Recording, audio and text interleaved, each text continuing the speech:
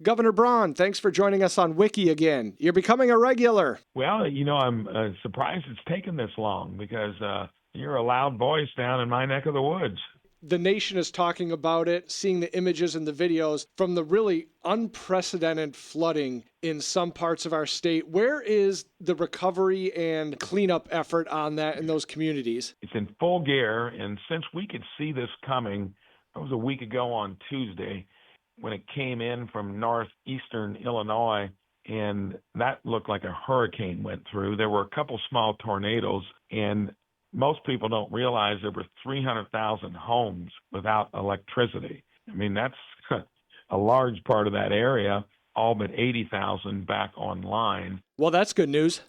And I have seen enough rain damage in places where you're in steep terrain, where then it becomes torrents, streets become rivers.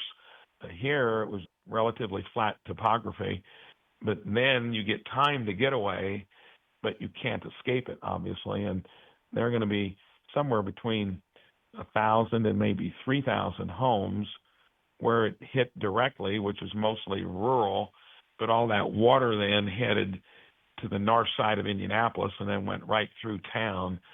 So we're going to have all that water's receded. It's downstream. So it was a once-in-a-century weather event, and we mobilized the National Guard, Red Cross, first responders. Everybody did their job. Sadly, we had 6 or 7 fatalities associated with it, and with the magnitude of it, we were probably lucky there, but for those families, it's even worse, losing a family member. I called and talked to the president last Saturday. That got approved quickly for an emergency declaration, which moves money into our state. And we were fortunate enough here in this part of the state that we were not affected by this flooding, but certainly lots of family members, friends of people that live here were affected. Are there resources that they can reach out to, that they can utilize during the recovery effort? So when it comes to others outside the area that want to help, you can do that through the Red Cross. If you have relatives that live in certain towns, get with them. They get with the local authorities. So yes, and it did impact roughly 50 counties. Switching gears to a hot topic of conversation in our neck of the woods, specifically Vanderburgh County. Last time I spoke with you, we had a great conversation, but then people asked me, hey, if you get the chance to talk to the governor again, ask him if there's anything in the pipeline as far as legislation regarding utility rates and rising utility costs. There definitely is, and it's been the first time ever a governor has taken on the Indiana Utility Regulatory Commission.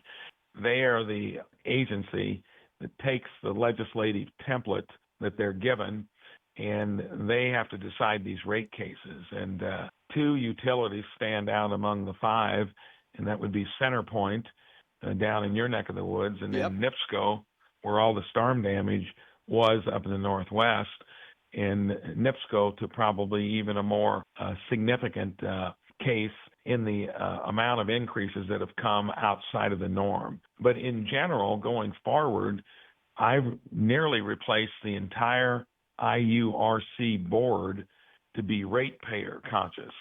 And that'll be the first time that's been done by any governor, to where it's going to be an even playing field between the people that pay the bills and the people that create the bills.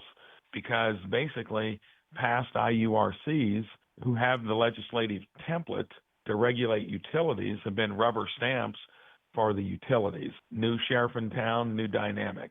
Well, that sounds like good news. Before I get you out of here, though, I do have to talk college football because the AP preseason poll was released over the weekend, and 2 Indiana schools in the top 10, Notre Dame at number 4, IU at number 6. But to me, seems a little disrespectful to have the undefeated defending national champions not even ranked in the top 5 in the preseason poll. What say you, Governor? Well, I'll second that motion. And I guess the only good news with that is we can still claim underdog status. That worked pretty well for us first 2 years. But yes, you'd think with what we did, undefeated season, winning the championship, just like we did in '76 in basketball. I'll bet we were number one the next year there, probably. I bet But here that's true. And yes, this will still give us maybe the underdog status to where we'll be underappreciated when we go undefeated for another year. I like where your head's at. Governor Braun, thank you so much for your time. You're very welcome. Thank you.